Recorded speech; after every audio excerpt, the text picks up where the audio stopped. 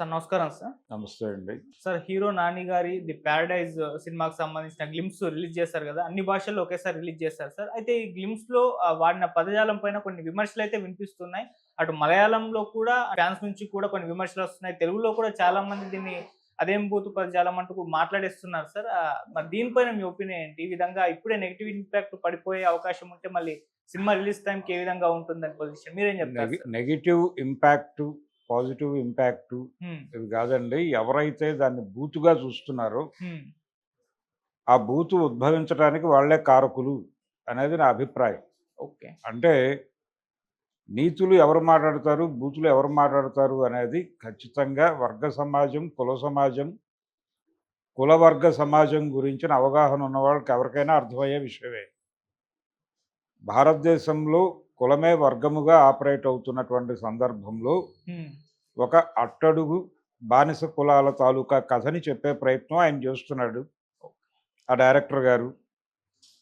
ఆ ప్రయత్నంలో భాగంగా ఆ ఏరియాలో చాలామంది తల్లులకి తండ్రెవరో, అంటే తల్లులు తమ పిల్లలకి తండ్రెవరో చెప్పుకోలేని పరిస్థితులు ఉంటాయి. ఆ పరిస్థితి కల్పించిన కులాలకు చెందిన వారు అది బూత్‌గా మాట్లాడుతున్నారు. అందుచేత వీళ్ళు క్రియేట్ చేసినటువంటి క్రైసిస్ అది. హ్మ్. దాని మీద తిరుగుబాటు చేయటానికి, అలా తండ్రి పేరు చెప్పుకునే అవకాశం లేనటువంటి ఒక పిల్లవాడు ఒక తిరుగుబాటు చేసేటువంటి ప్రయత్నం చేస్తున్నాడు అనేది చెప్పడం మా కథ అని పరిచయం చేశాడు అతను ఆ హ్మ్. గ్లిమ్స్‌లో. అలాంటి బర్తులు లేవా మన దగ్గర? అలాంటి జననాలు లేవా మన సమాజంలో? లేవు అని ఎవరైనా చెప్పగలరా ఈ మాట్లాడుతున్న వాళ్ళు? అది ఈ కుల సమాజం, కుల దోపిడీ సమాజం ఉన్నటువంటి వ్యవస్థ మీద ఒక తిరుగుబాటు స్వరంతో మాట్లాడిన మాట. హ్మ్. అది రివోల్ట్ డైలాగు తప్ప బూతు కాదు. మీరే ఆపాదించారు వాళ్ళకది. మీరు ఆపాదించిన మాటనే ఒక తిరుగుబాటుకి, దాని మీద తిరుగుబాటు చేస్తున్నాడు వాడు.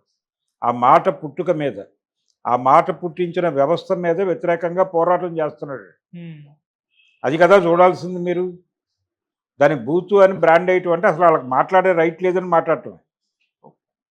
అదెలా కుదురుతుంది? అదే జరుగుతోంది. ఈ నీతులు మాట్లాడుతున్న వాళ్ళందరూ హ్మ్. ఆ బూతు సృష్టికర్తలు. పై కులాల వాళ్ళు. ఇప్పుడు ఎలా తయారవుతుందంటే, ఆ మధ్య 'బలగం' అనే సినిమా వచ్చింది. హ్మ్. లేకపోతే ఇంకో సినిమా వచ్చింది. తెలంగాణ సమాజంలో తెలంగాణ సమాజం నుంచి వచ్చే సినిమాలన్నిటిలోనూ తాగుడే చూపిస్తారు.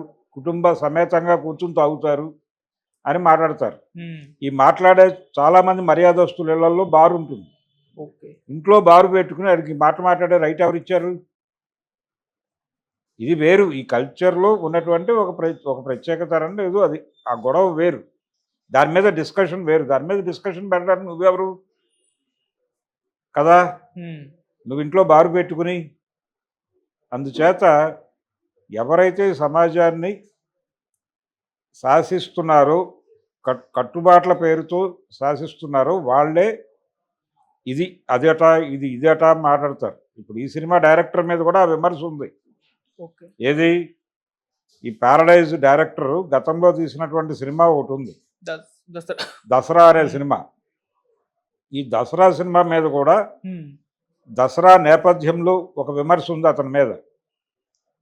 తెలంగాణ సమాజం అంటే తాగుబోతు సమాజం అని చూపించాడు ఆ సిల్క్ బార్ చుట్టూ తిరిగి అనే ఒక విమర్శ ఉంది. హ్మ్. అయితే నిజానికి ఆ సినిమా మీద చేయాల్సిన విమర్శ ఏమిటి? బొగ్గు గనులలో జరిగేటువంటి కథ అది. బొగ్గు గనుల కార్మికుల సమస్యలు, హ్మ్. వాళ్ళ జీవితాల్లో ఉన్నటువంటి ఘర్షణలు, వాళ్ళని చాలా సందర్భాల్లో ఎదురు తిరిగితే చంపేసి సవాలుగా మార్చిన ఘటనలు ఉన్నాయి అక్కడ. హ్మ్. వాళ్ళ జీవితాల్లో ఉన్న వెలుగు నీడల్ని మాట్లాడకుండా ఈ సిల్క్ బార్ చుట్టూ కథను తిప్పాడేమిటి అనేది జెన్యూన్ విమర్శ. హ్మ్. అంతే తప్ప తెలంగాణ సమాజం తాగుబోతు సమాజం అని మాట్లాడటానికి ఎలా కుదురుతుంది?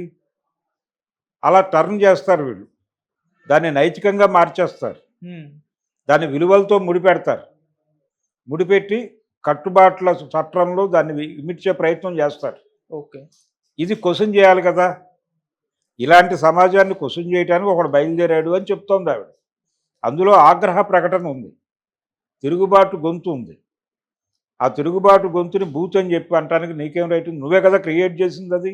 ఉమ్, అలాంటి పిల్లల్ని పుట్టించిన జాతి నుంచి ఈ మాటలు వస్తున్నాయి. ఉమ్, అందుకని బాస్టర్డ్ చైల్డ్ అనేటువంటి పదం ఉంది.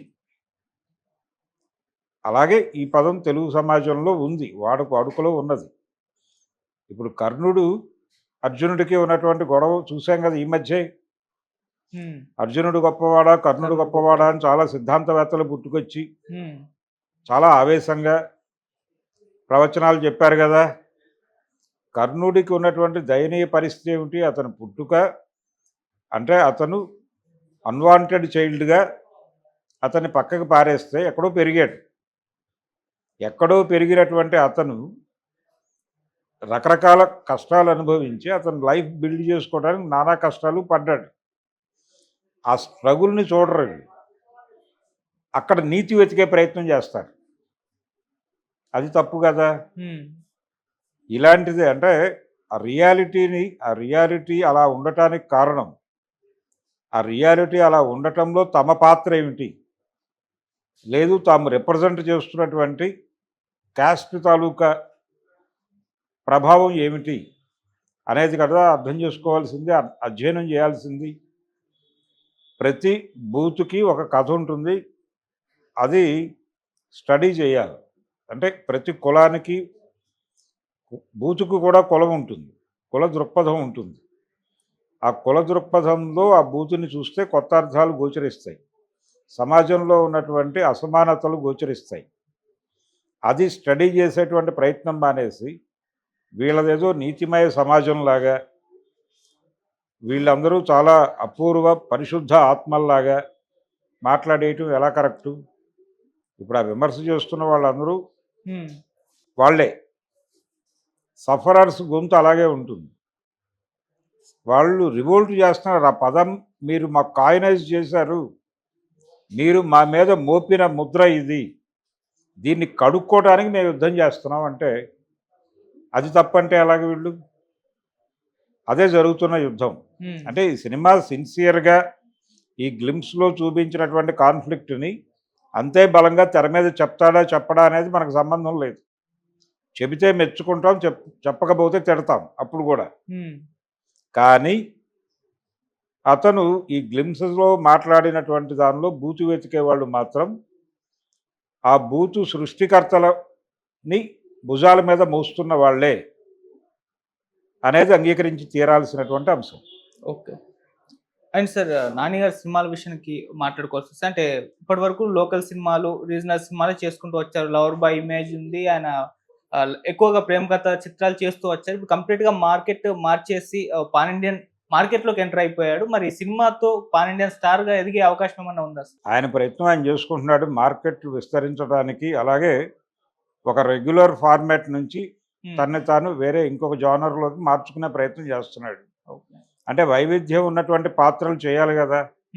కెరియర్ పెంచుకోవటానికి ఒకే తరహా పాత్రలు చేస్తే, ఇప్పుడు లవర్ బాయ్ క్యారెక్టర్లో చేశాడు అనుకోండి, ఆ లవర్ బాయ్ క్యారెక్టర్కి ఒక సర్టన్ ఏజ్ ఉంటుంది. ఆ ఏజ్ దాటిన తర్వాత ఇతను లవర్ బాయ్గా పనికిరాడు అని ఇండస్ట్రీ ఫీల్ అవుతాయి. ఇతను లవర్ బాయ్ పాత్రలు మాత్రమే చేస్తే అతనికి ఇంకా నెక్స్ట్ లైఫ్ ఏమిటి? అక్కడితో అయిపోతుంది కదా. ఇలా ఎండ్ అయిపోయిన హీరోలు ఎంతమంది కనిపించరు మనకి? లవర్ బాయ్ ఇమేజ్తో ఆగిపోయినటువంటి వాళ్ళు. ఈవెన్ మోహన్ కూడా, తమిళ్ హీరో మోహన్ కూడా అక్కడే ఆగిపోయాడు కదా. అలా అక్కడ ఆగిపోయిన తర్వాత కొంతకాలం గ్యాప్ ఇచ్చిన తర్వాత వీళ్ళని తండ్రి పాత్రల్లో ఇంట్రడ్యూస్ చేస్తారు మళ్ళీ. అలా ఈయన లవర్ బాయ్గా ఉంటే ఏదో రోజున చిరంజీవికి తండ్రిగా నటింపజేసే ప్రమాదం కూడా రావచ్చు. అందుకని ఆ ప్రమాదం నుంచి తన్ని తాను బయటేసుకోవడానికి ఆయన కష్టమేదో ఆయన పడుతున్నాడు. ఓకే. అందుచేత ఇక్కడ విస్తృతి కోరుకున్నటువంటి ప్రతి ఆర్టిస్టు దాని మీద రన్ అయ్యారు, సస్టైన్ అయ్యారు. ఒకే తరహా పాత్రలు చేసిన వాళ్ళు ఎప్పుడూ కూడా కెరియర్లో సస్టైన్ అయిన చరిత్ర లేదు. అందుకని తన మార్కెట్ పెంచుకునే ప్రయత్నము జరుగుతోంది, దీనిలో భాగమే. అందుకని రగ్గడ్ బ్యాక్ డ్రాప్లో సినిమాలు కొంత వర్కౌట్ అవుతాయి అనేది రంగస్థలం నుంచి ఒక ఇంప్రెషన్ పడింది వాళ్ళకి. రంగస్థలం సక్సెస్ కావచ్చు, లేకపోతే పుష్ప సక్సెస్ కావచ్చు, వీటన్నిటి నుంచి ఒక గుణపాఠం నేర్చుకుంటారు కదా. ప్రతి విజయం ఉమ్, కొంతమందికి కొన్ని లైట్లు ఓపెన్ చేస్తుంది, కొన్ని విండోస్ తెరుస్తుంది. అలా ఒక రగ్గడ్ బ్యాక్ డ్రాప్లో సినిమా చేయాలి అనే స్పృహతోనే ఉన్నారు ఇప్పటికీ. ఓకే. ఎవరు? నాని అండ్ ఆ డైరెక్టర్ శ్రీకాంత్ ఓజలా కూడా. ఉమ్, అది నమ్మే దసరా చేశారు. ఇది కూడా అదే. ఉమ్, దసరా అదే నేపథ్యంలో దాన్ని మాత్రమే పట్టించుకున్నారు. ఉమ్, చివరికి అది మాత్రమే మిగిలింది. ఓ, అది మాత్రమే మిగిలింది. మనం చేయాల్సింది చేయలేదు అనే స్పృహ వాళ్ళకి వచ్చి ఉంటే, ఓకే. రావటం వలన ఈ స్టెప్ వేశారు అనుకుందాం. ఉమ్, ఇప్పుడు కూడా అదే జరిగితే మరొక వైఫల్యం జరుగుతుంది. ఓకే. అంటే కేవలం నేపథ్యంతోనే సినిమాలు పుష్ అవ్వవు, కంటెంట్ ఉండాలి. రంగస్థలం సినిమా పుష్ అవ్వడానికి కారణం ఆ కంటెంటే. ఓకే. కాబట్టి ఆ కంటెంట్ విషయంలో అందులోనూ చాలా ఒక పద్ధతిలో చెప్పాడు ఆయన. అంటే భారత సమాజాన్ని కుల సమాజంగా అర్థం చేసుకోకుండా వర్గ సమాజంగా మాట్లాడే ప్రయత్నమే చేశాడు సుకుమార్ గారు కూడా రంగస్థలంలో. అంటే హీరో గారు ఏ కులానికి చెందినవాడు, ఏ కులాలకు ప్రాతినిధ్యం వహిస్తున్నాడు అనేది ఎక్కడ ఎస్టాబ్లిష్ చేయడు సినిమాలో. ఉమ్, పీడితులు, దోపిడీదారులు అన్న లెవెల్లో వెళ్తాడు. విలన్ల కులం ఎస్టాబ్లిష్ చేస్తాడు. అందులో ఒక ఒక విలన్ బ్రాహ్మడు, ఒక విలన్ క్షత్రియుడు, ఇద్దరికీ జంధ్యాలు చూపిస్తాడు. ఒక జంధ్యం వేరు, జగపతి ఉమ్, బాబు జంధ్యం వేరు, ప్రకాష్ రాజు జంధ్యం వేరు. ప్రకాష్ రాజు బ్రాహ్మణ జంధ్యం అనుకుంటే ఆయనది క్షత్రియ జంధ్యం. ఓకే. అందుచేత కాస్ట్ గురించి మాట్లాడే ప్రయత్నం చేసి మరి హీరో గారి గురించి మాట్లాడటానికి ఎందుకు మొహమాట పడ్డాడు? కాబట్టి అయినప్పటికీ ఆ సినిమా ఒక విజయం సాధించింది. ఉమ్, దాని నుంచి ఒక ప్రేరణ అది పుష్ప దగ్గర నుంచి మొదలైన ప్రేరణ కావచ్చు. అలా ఒక రగ్గడ్ బ్యాక్ డ్రాప్లో ఒక దిగువ శ్రేణి అంటే బాధలు మోస్తున్నటువంటి సమాజాన్ని మోస్తున్నటువంటి ఒక అట్టడుగు కులాల చరిత్రని చెప్తే వాళ్ళ తిరుగుబాటు గురించి మాట్లాడితే బాగుంటుంది అనుకుని ఉండొచ్చు.